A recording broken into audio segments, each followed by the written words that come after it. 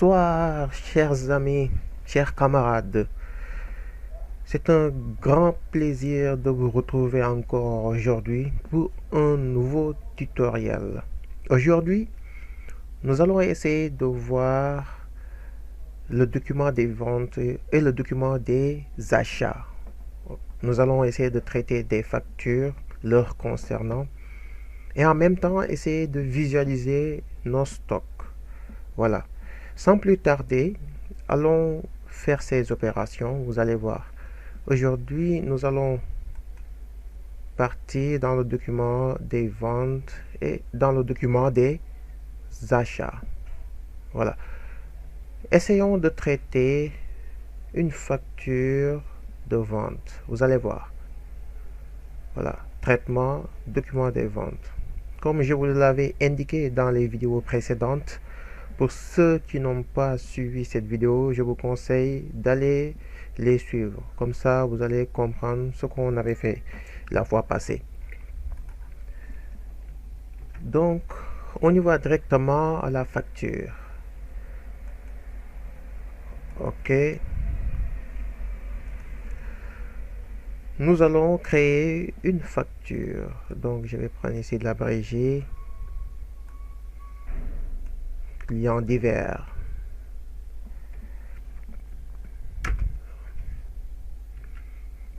Je vais constituer des articles. Les en poudre, une quantité de 2. Mais avant ça, je vais vérifier quelque chose. Je veux faire une facture. Voilà, avec la TVA, c'est bon. Vente TTC, c'est bon. OK.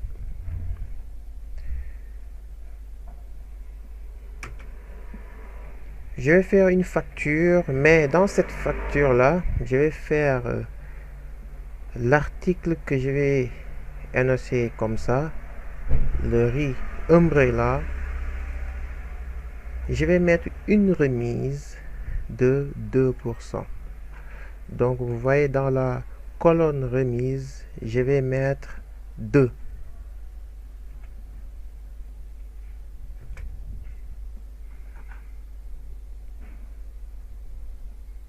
Vous voyez que 2% de 23 400, une remise sur ces 23 400 vont nous faire 22 932. Je ferme.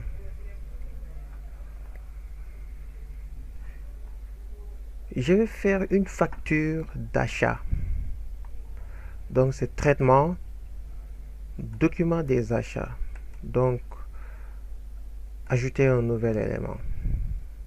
Vous voyez, quand vous mettez du côté, par exemple, du client, là, vous devez préparer une commande, ce qui est normal. Donc, préparation bon de commande. Après le bon de commande, le bon de livraison, le bon de retour, le bon d'avoir financier. Donc, en général, c'est la préparation, le bon de commande. Si tout se passe dans les conditions normales, après, la facture. Donc, essayons de faire directement la facture.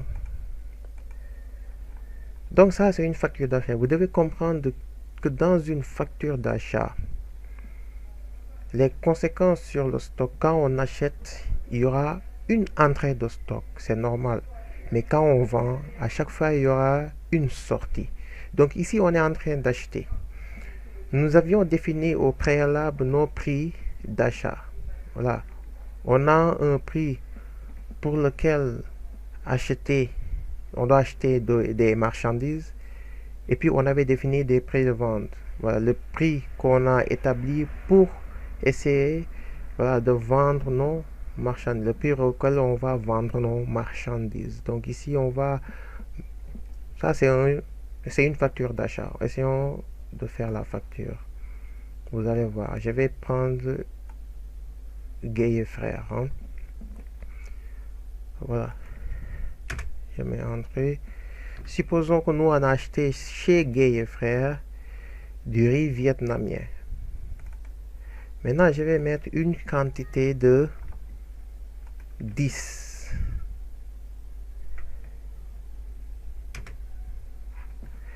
Après, c'est pas fini. J'ai acheté aussi chez Gay et Frères du lait Nido. Une quantité de 10. Je mets des chiffres comme ça, pour pouvoir voir l'incidence dans nos stocks. Voilà.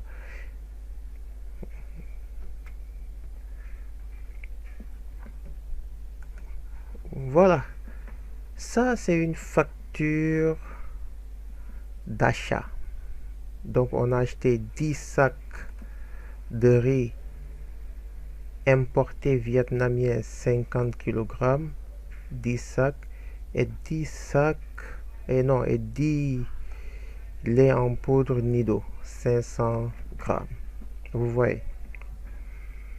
Maintenant, ce que nous allons faire, c'est de voir l'incidence des deux factures qu'on vient de créer dans le stock. C'est-à-dire que vous vous rappelez que nous, notre stock principal, c'est la boutique. Voilà, donc nous travaillons avec la boutique comme étant notre structure principale. Donc pour visualiser cela, allons dans État, mouvement de stock. Donc cliquez sur OK, vous allez voir, on va visualiser l'ensemble. C'est aperçu avant impression. Donc OK. Regardez. Ici, on lit. Ça, c'est le lait en poudre. C'est l'article qu'on avait créé, 500 grammes. Qu'est-ce qui s'est passé? Au départ, on avait créé 50. Donc, il se trouvait où? Dans la boutique. Qu'est-ce qu'on a fait?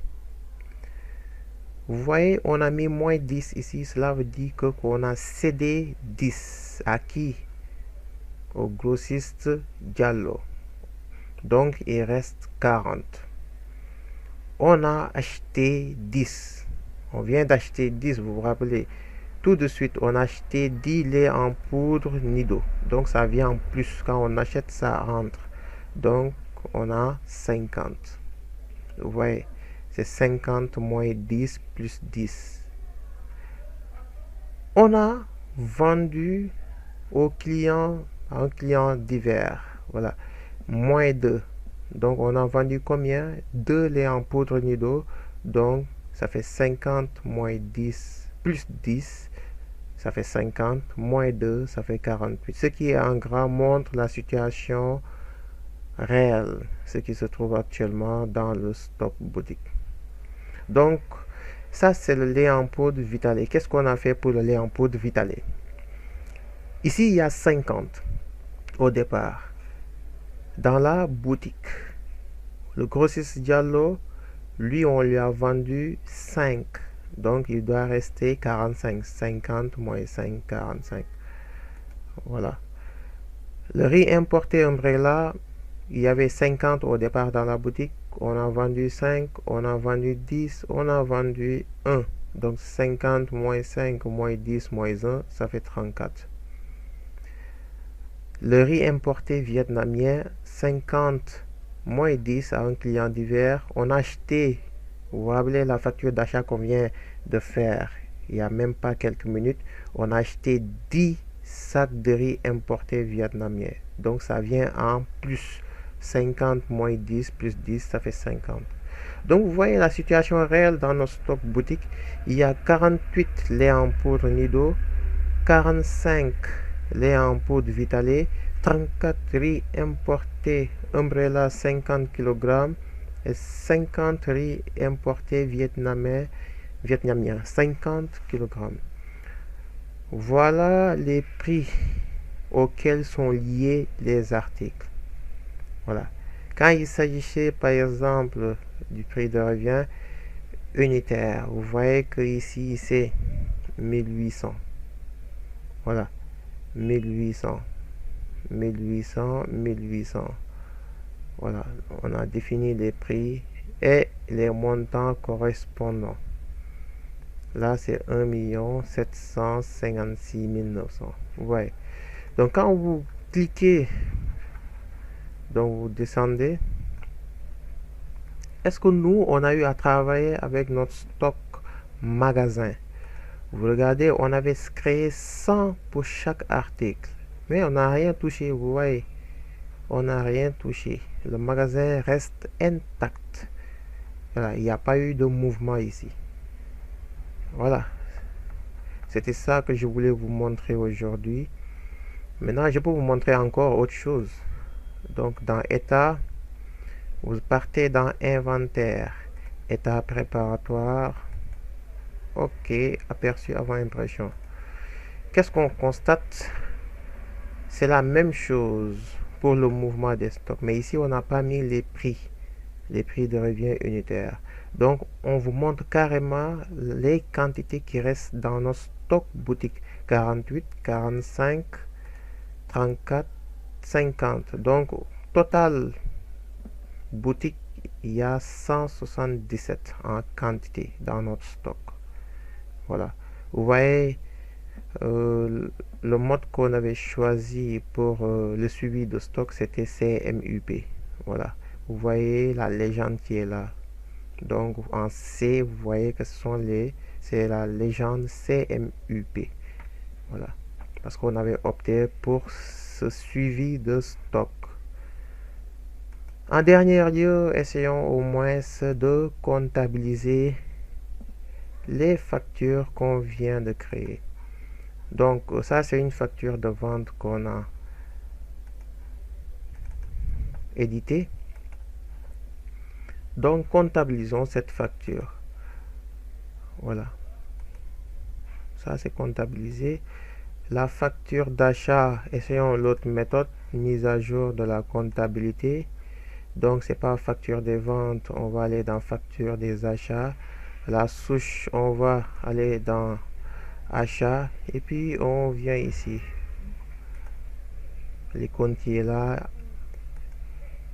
Voilà, donc la facture des achats est quelque chose de nouvel pour vous. Allons visualiser ça dans la partie comptabilité.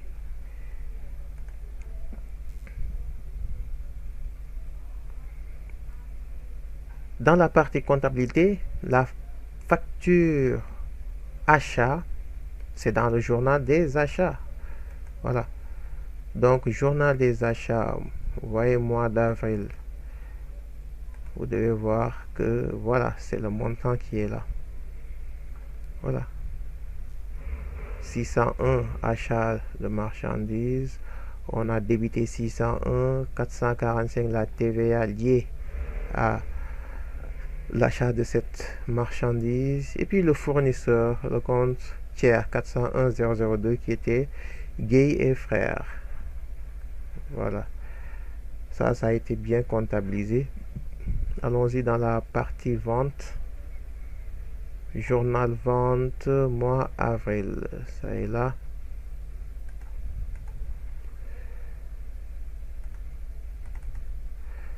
Voilà ce qu'on vient de faire comme facture de vente, c'est ça, 701 crédité, 443 pour un montant de la TVA facturé de 5035 et 411 pour désigner le client divers.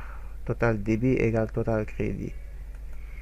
Voilà, c'était tout pour aujourd'hui. Nous voici à la fin de notre petit tutoriel. J'espère que ça vous a plu et mettez des commentaires si possible. Merci, bye, à la semaine prochaine.